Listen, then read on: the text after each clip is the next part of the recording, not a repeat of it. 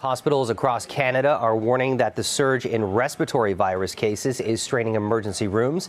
CTV's Kamal Karamali joins us live with more on this. Thanks for joining us as always.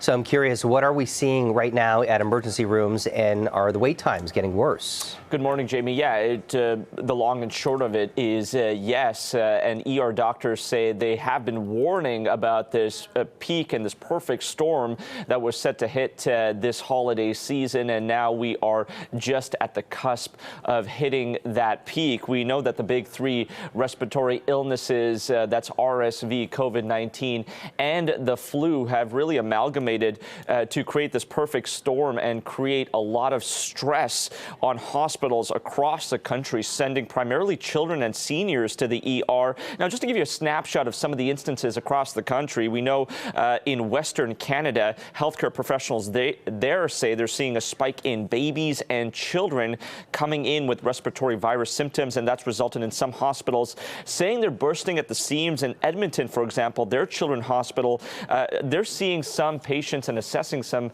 children and babies in the waiting room. And one hospital in Ottawa's East End, Montfort Hospital, says they saw more than 20-hour wait times, Jamie, in multiple days in a row. In Kingston, for example, they're saying that they're 120% over capacity at one hospital there, and it apparently, according to health experts, just expected to get worse as we are not even at that peak yet. And obviously, once again, you factor in the lack of family doctors as well, and more people are heading into those ERs and hospitals instead of seeing a family physician. And I'm sure it's pretty inarguable that there's something going around right now. We got a lot of staff here who are getting sick. I just got over the flu. It took me like 2 weeks to get over it.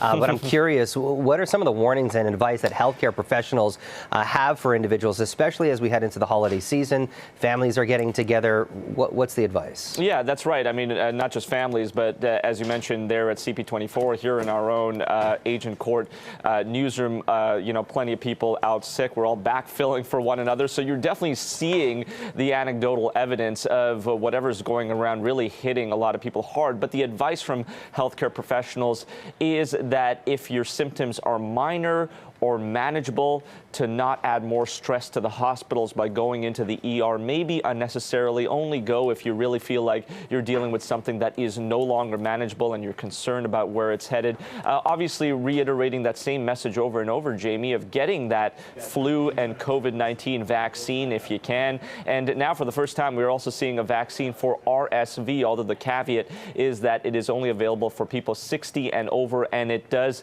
cost you about $200 to $300 in most provinces. Ontario, though, you are covered if you're 60 and over and live in a long-term care home. So that is the good news. But for most people, you're going to have to pay out of pocket for that one. CTV's Kamal Karamali, we appreciate the report. Thank you. You're welcome, Jamie.